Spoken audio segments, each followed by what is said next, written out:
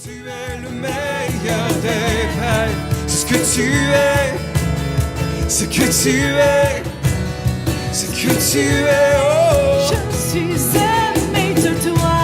C'est ce que je suis, ce que je suis, ce que je suis.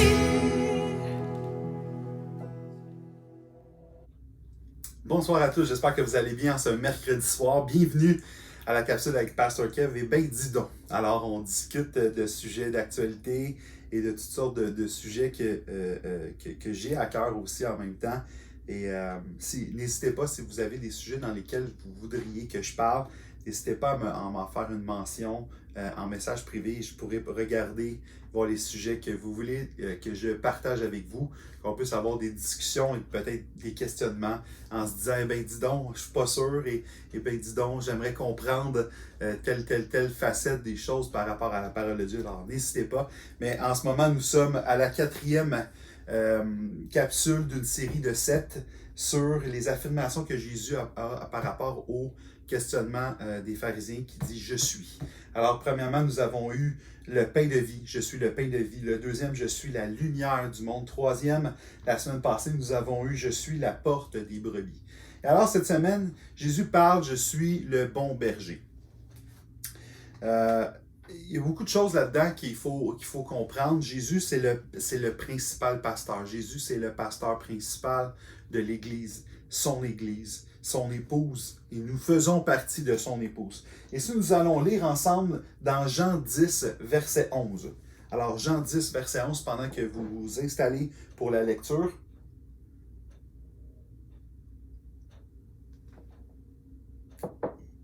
Alors, Jean 10, verset 11. Jésus dit ceci, « Je suis le bon berger donne sa vie pour ses brebis. » Mais le mercenaire a toujours une connotation à l'inverse. Le mercenaire qui n'est pas le berger et à qui n'appartient pas les brebis voit venir le loup, abandonne les brebis et prend la fuite. Et le loup les ravit et les disperse. Alors, verset 14, c'est super, c'est ce verset-là clé que j'aime bien. « Je connais mes brebis et elles me connaissent. Comme le Père me connaît et comme je connais le Père et je donne ma vie pour mes brebis. » Après ça, il parle des autres brebis qui sont pas encore, qu'il n'a pas encore sauvées. On parle à sa résurrection, c'est-à-dire sa crucifixion et sa résurrection. Il est allé ravir, il est allé chercher ces brebis qui ne sont pas encore de cette bergerie. Celles-là, il faut que je les amène. Elles entendront ma voix et ils auront un seul troupeau, un seul berger. Ça, c'est vraiment le fun. Des fois, on se posait la question pourquoi Jésus dit cela. C'est à cause de ça. Le Père m'aime parce que je donne ma vie afin de la reprendre. Personne ne me l'ôte, mais je la donne de moi-même. J'ai le pouvoir de la donner et j'ai le pouvoir de la reprendre. Tel est l'ordre que j'ai reçu de mon Père. Nous allons aller voir un petit peu plus loin par rapport au prochain « je suis », prochaine, c'est-à-dire affirmation que Jésus a à l'égard de la façon qu'il s'exprime par rapport à comment il veut venir sauver le monde et à quel point il est Dieu. Et Jésus, à quel point il est Dieu, nous le savons, nous le vivons. Je pense qu'en tant qu'enfant de Dieu, nous le savons, mais nous devons en prendre connaissance davantage. Je pense que, comme j'ai entendu, puis je le réitère, je le dis tellement souvent, celui qui prétend, sans prétention, mais simplement prétend connaître Dieu, c'est celui qui désire le connaître davantage. Et de savoir c'est qui le grand je suis. Je pense que c'est une façon de voir, et dans la parole, de sa bouche lui-même. Je pense que c'est la meilleure façon de comprendre qui est la personne de Jésus. Même dans les mauvaises intentions des pharisiens, nous percevons le grand je suis. Et ces hommes qui ont essayé de trouver fautif Jésus, ont essayé de le pourchasser, de le tuer. Jésus a dû se cacher dans le temple en disant, Jésus, tu n'as même pas 50 ans, tu prétends avoir connu Abraham. Mais Jésus dit, avant qu'Abraham soit, j'étais déjà. Je suis.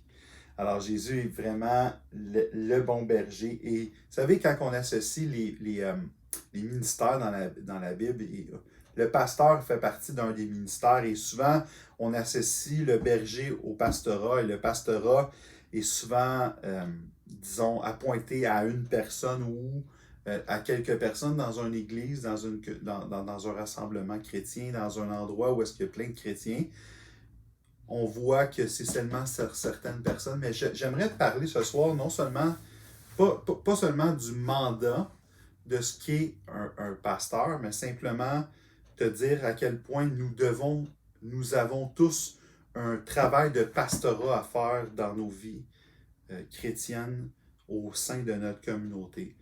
J'aimerais amener cette portion-là de la parole comme étant une fonction propre à nous, à tous et chacun. Jésus dit, je connais mes brebis et elles me connaissent comme le Père me connaît et je connais le Père. Il dit, je suis le bon berger. Vous savez, les personnes vont te reconnaître si tu donnes de ta vie. Puis quand je dis donne ta vie, c'est pas d'aller te clouer sur la croix comme Jésus l'a fait. Il n'y a pas de place à une seconde crucifixion, une seconde résurrection. Jésus a déjà fait ce qui nous paraissait, disons, puis même pour les pharisiens qui posaient des questions, impossible à eux de voir. Mais comme le soldat dit, certainement cet homme était le Fils de Dieu quand il a vu tout est accompli. Les cieux se sont séparés. Je veux dire, avant ça, personne n'aurait cru à quel point Jésus était le bon berger. Il a dit expressément, je donne ma vie pour mes brebis. Jésus a donné sa vie pour toi et pour moi. On ne parle pas d'un acte de suicide, on parle d'un acte d'amour ici. L'amour, afin que quiconque croit en lui ne périsse pas, mais qu'il ait la vie éternelle. Il explique aux pharisiens comment avoir la vie éternelle. Ces hommes-là qui ne croyaient pas en lui, puis qui ne l'aimaient pas, ils cherchaient à le faire tuer. Tu es obligé d'être entouré avec ses disciples, s'en aller, se cacher dans un temple. On comprend une chose que malgré tout ça, Jésus essayait de leur expliquer que, écoute, je suis le bon pasteur. C'est lui le pasteur des pasteurs. Et si nous devons imiter, soyez mes imitateurs. Jésus dit, on doit imiter Jésus, alors on a tous un petit peu un travail de pastorat à faire. Là, je ne parle pas de gérer une église. C'est pas ça.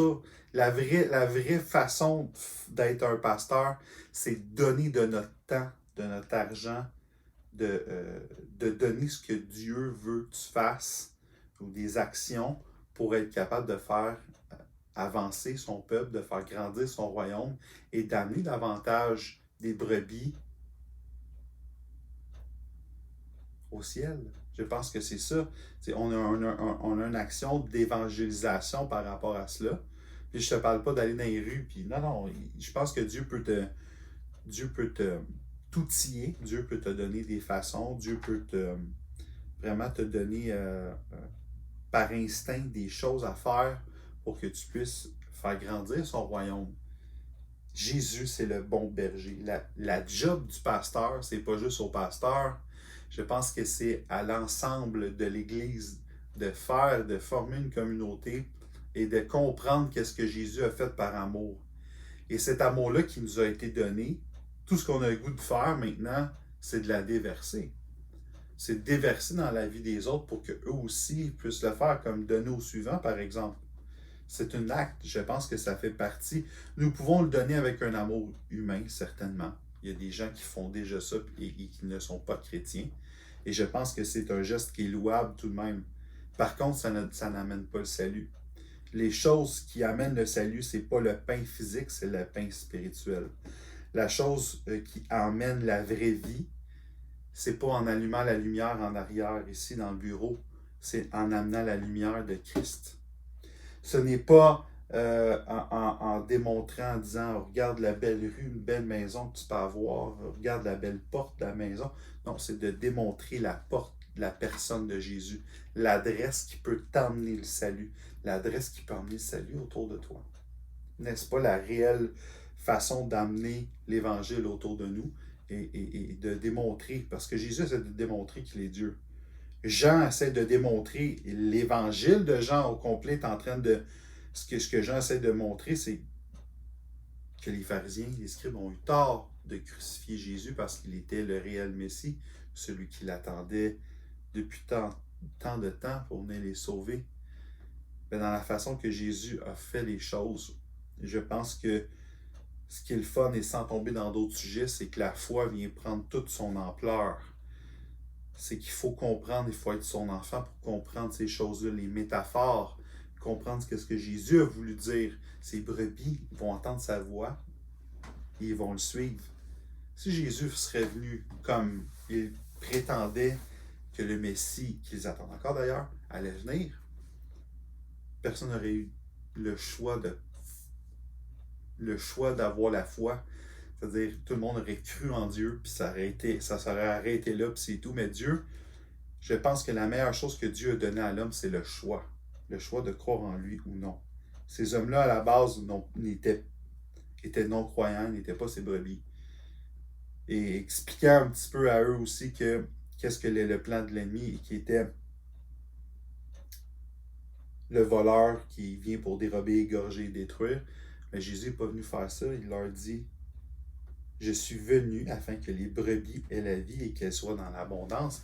Il explique son projet, il explique son plan, pourquoi il est venu ici sur terre. Verset 11 dit, je suis le bon berger donne sa vie pour ses brebis. Verset 14, je connais mes brebis et elles me connaissent comme le Père me connaît et comme je connais le Père, je donne ma vie pour mes brebis.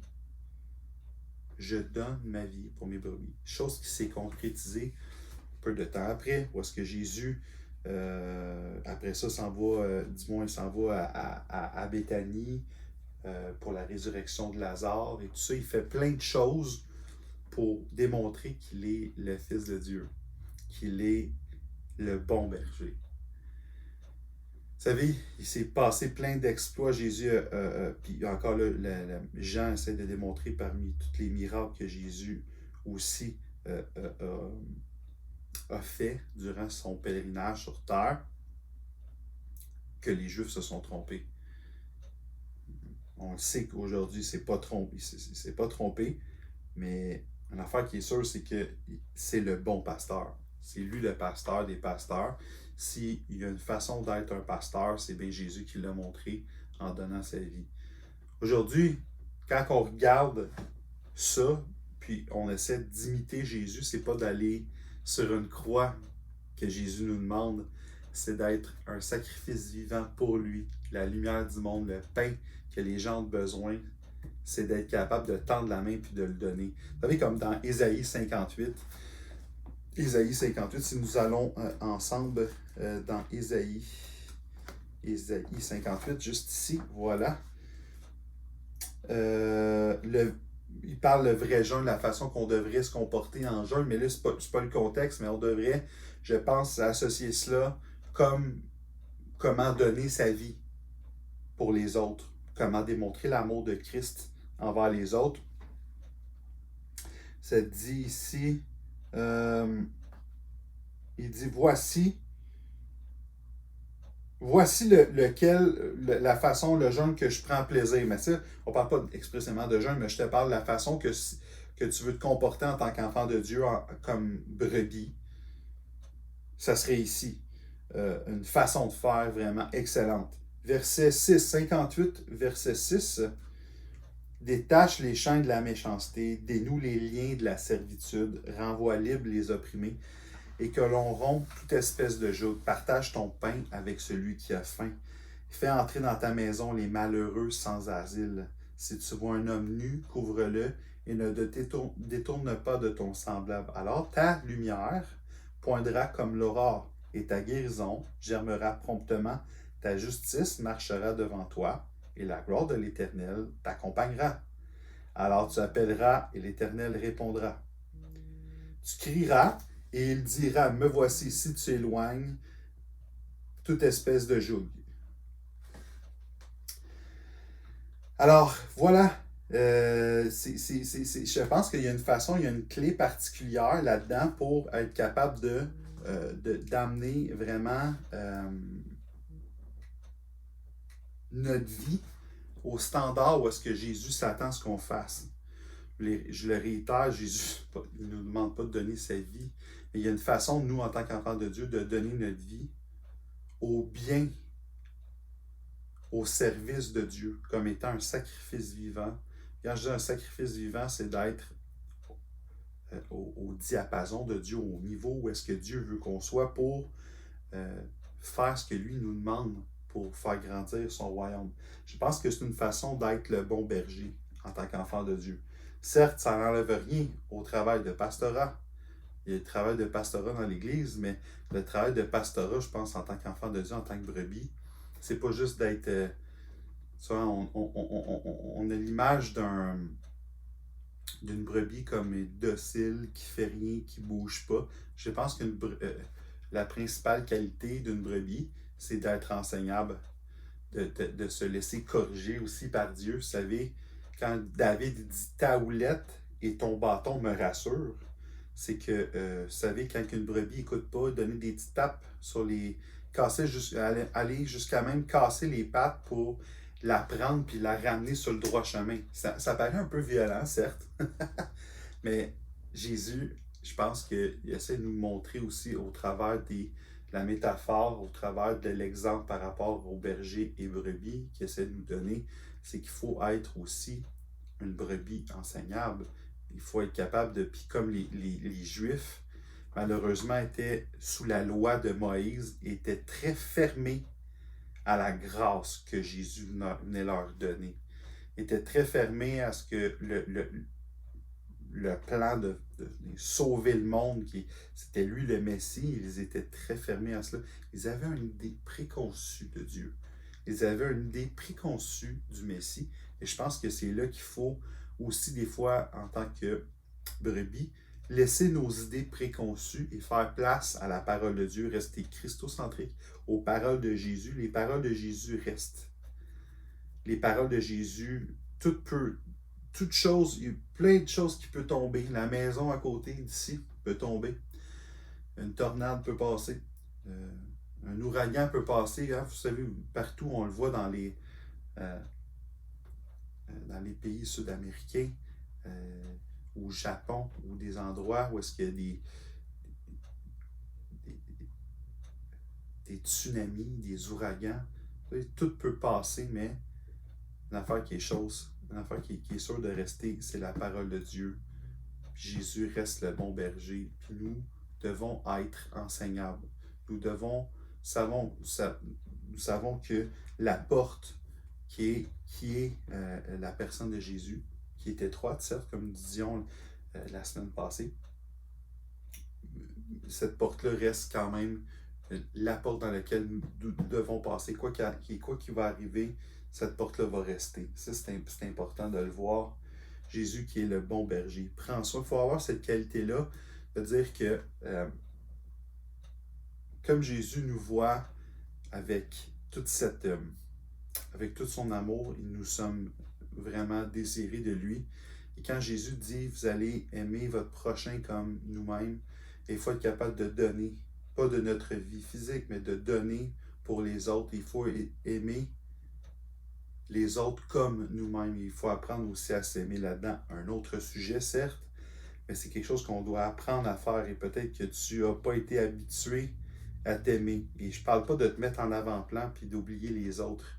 Et je pense qu'il y a un équilibre là-dedans. Il faut que tu aimes la personne que Dieu a créée pour que tu puisses être capable de donner aux autres, de donner cet amour-là que Dieu t'a déjà déversé dans ton cœur. Et tu dois, au préalable, je pense, t'aimer. Car si tu ne t'aimes pas, comment peux-tu prétendre aimer les autres? Jésus a été clair là-dessus. Si tu m'aimes puis tu prétends haïr ton frère, comment peux-tu dire que tu es mon enfant? Comment peux-tu dire que tu m'aimes si tu haïs ton frère? C'est cru. Ben, c'est des choses qui viennent de la bouche de Jésus. Ce n'est pas à prendre à la légère et pas comme un effet aussi destructeur, mais constructeur pour comprendre et vivre de la sorte pour qu'on puisse vivre épanoui, comme Jésus nous le dit, en abondance, afin que nous ayons la vie en abondance. Alors, c'est ce que je désire aussi au travers de cette série-là, vous amener non seulement à connaître davantage l'identité de Jésus, son plan parfait pour vous, mais de vraiment que tu puisses t'épanouir et vivre en abondance dans la personne de Jésus. Encore une fois, merci d'être parmi nous et merci d'être là à chaque mercredi. Je vous aime fort et on se dit à mercredi prochain. Bye bye! Tu es le meilleur des pères, c'est ce que tu es. ce que tu es, ce que tu es. Je suis aimé de toi, c'est ce que je suis, ce que je suis, ce que je suis.